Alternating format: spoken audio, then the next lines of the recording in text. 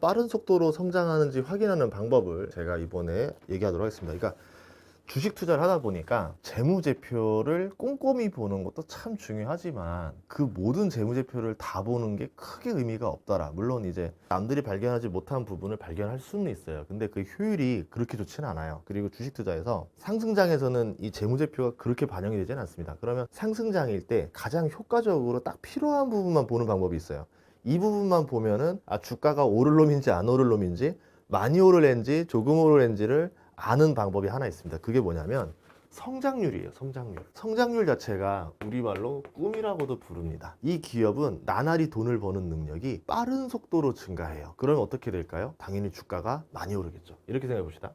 1년 차, 2년 차, 3년 차, 4년 차, 이 정도만 볼게요. 화면상. 자, 그러면 1년 차에 5% 성장하고요. 자, 매출. 이게 되게 중요한 단어일 수도 있어요. 매출 5%. 매년 매출이 5%씩 성장하면 어떻게 될까요? 잘 성장하는 것처럼 보이죠. 꾸준히 성장하는 것처럼 보이죠. 주가 안 오릅니다. 생각보다. 매출이 5%씩 오른다는 얘기는 뭐냐면은 여기에서 인플레이션율을 계산을 해봐야 돼요. 일반적으로 우리는 2%라고 하지만 실질적으로 2%가 아닐 때가 많아요.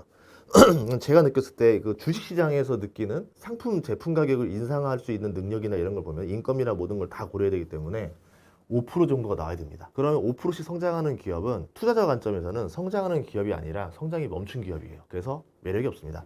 그러면 이렇게 볼 수도 있겠죠. 아니 그러면요 10%씩 성장하면 어떤가요? 나쁘지 않죠. 꾸준히 성장하는 기업이라 부르죠.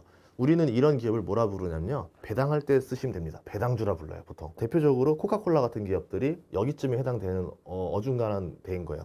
이거보다 5%보다 낮으면 성장하는 기업이 아니니까 배당주로도 투자할 필요가 없는 기업들인 거고 10%는 성장을 해야 그래도 그나마 꾸준히 성장하니까 투자를 해볼 만하다라는 거고 주가는 생각보다 안 오릅니다. 주가가 아마 매출 10%씩 오르면 주가도 잘해야 1년에 10% 정도 오를 거예요. 여기서 뭘 쥐어짜는 능력들 아니면 순이익을 가지고 자사주를 막 사서 소각하는 그런 게 아닌 이상은 생각보다 덜 오르게 되더라. 그럼 우리가 봐야 되는 기업은 뭐냐면요 매출이 첫 해에는 5% 성장했다가 그 다음에 10% 성장했다가 그 다음에 15% 성장했다가 20% 성장하는 기업 이런 걸 찾아야 돼요. 여기를 찾아내면은 흑자는 언젠가 나옵니다. 매출이 커지다 보면 어느 순간부터 인건비 주는 거 이상보다 생산을 더 많이 하게 되고 임대료 주는 것보다 생산 더 많이 하게 되고 어쨌든 버는 돈 대비 이익이 남기 시작하는 구간은 언젠가는 돌아와요. 그게 뭐 2년 뒤일지 3년 뒤일지 모르겠지만 투자자는 이것만 확실하다면은 적자인 상태에서부터 투자를 시작합니다. 그러면서 주가가 갑자기 막 올라가요. 자 그러면요 50, 15, 20이 된다는 얘기 뭐냐면 이거를 쉽게 얘기하면은 제가 이렇게 표현할게요. 가속도가 있다라고 봐요.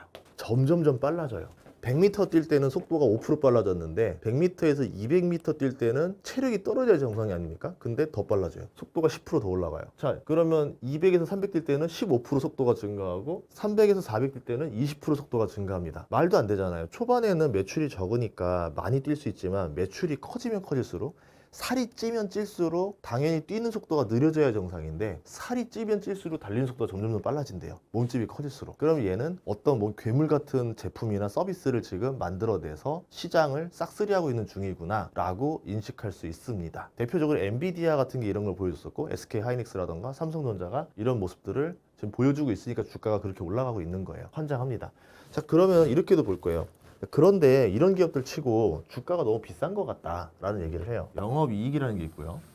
순이익이 있는데 매출이 5% 오르면 영업이익은 몇 프로 오를까요? 첫 해는 한 요 정도 되면 한 10% 정도 나올 겁니다. 대략 한 10 정도 나올 거예요. 기업마다 너무 다르니까 이게 딱 이거다는 얘기는 아니에요. 그럼 매출이 5% 오르면 순이익이 10% 온다는 얘기 뭡니까? 순이익이 10% 오르면 주가도 기본은 10% 같이 오를 수 있다는 얘기예요. 자, 근데 주가가 얘가 10% 오르면 주가가 아예 10% 오를까요? 아니죠. 얘의 성장률을 계산하기 시작하겠죠. 10% 올라요? 그럼 얘가 영업이익이 어떻게 되면 대략 한 얘도 20쯤 간다 치고 얘는 실제로 한 22쯤 먹습니다.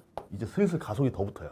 그러면은 순이익이 10% 올랐는데 주가는 이미 벌써 선반영을 땡겨가지고 22%가 올라요. 이게 주식이에요. 자 그럼 그 다음에 한번 볼까요? 15% 올랐어요. 자, 그러면 이때 어떻게 되느냐? 영업이익이 한 30% 간다 칩시다. 그럼 순이익은 얼마나 될까요? 이제 조금 바뀝니다. 이제 한 40%좀 달리기 시작해요. 왜냐하면 고정비 이상으로 막 올라가기 시작하니까. 그러면서 여기서 어떻게 됩니까? 두 번째 해에는 주가가 40% 올라버려요. 어라? 순이익 대비 너무 많이 오르는데 이거 과열인가? 이런 얘기가 나와요. 자, 그 다음에 20% 오르면 어떻게 됩니까? 그 다음에 얘도 뭐 이제 20% 되니까 한 40%까지 간다 칩시다.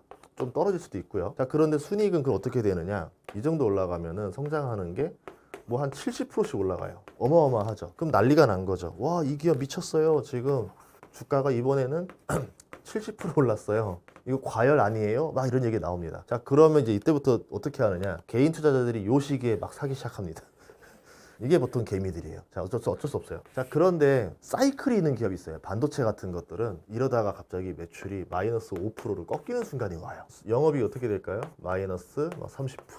순이익 마이너스 70% 이렇게 때리면 어떻게 될까요? 주가가 여기서 분명 실적은 피크를 찍는데 요 어디 중간쯤부터 갑자기 주가가 막 80% 하락을 해버립니다. 망하는 거죠. 아니면 그냥 꾸준히 쭉 가는 경우도 있고. 그러니까 여러분이 투자할 때는 성장하는 거를 피크라고 하잖아요. 이 피크 찍는 부분이 언제쯤인지 보고 피크 1년 전에 팔고 나오는 게 제일 안전해요. 알 수가 없어요. 피크가 언제쯤인지 알 수가 없는데 뭐 계속 갈 수도 있고 덜 갈 수도 있지만 대략적으로 이제 피크에 다 온 것 같다 싶으면은 분할 매도를 하는 방법도 있을 거고요. 분할 매도 하다가 요쯤 꺾일 때쯤 나오는 방법도 있을 거고. 근데 제일 일반적인 사람들이 요쯤에 잔뜩 사가지고 꺾이기 시작하니까 너무 억울해합니다. 나도 벌어야지 이러면서 꺾이는 게 보이는데도 계속 버텨요. 버티면 되겠지라고 하면서 버티다가 그대로 하락분을 담았습니다. 이게 어떤 얘기냐면 넷플릭스도 이런 사례가 있었어요. 넷플릭스 주가가 80% 하락했던 적이 있었거든요. 22년도에. 실제로 성장이 조금만 꺾여도 이렇게 미스가 나면은 떨어진다. 왜? 주가가 자꾸 미리 땡기기 선반영을 했었기 때문에 라고 볼 수 있습니다.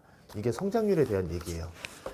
이게 가장 요새 기술주라던가 일반적인 투자에서 나오는 얘기들입니다. 뭐 광통신이라던가 뭐 우리가 알고 있는 빅테크라던가 AI라던가 뭐 여러 가지 기업들. 아마 우주 기업도 상장하고 나면은 실적이 없고 순이익이 없으니까 막 뭐라 할 텐데 이런 흐름으로 보시면은 여러분들이 어떻게 갈 건지를 알 수 있을 것 같아요. 그래서 이렇게 정리를 하도록 하겠습니다.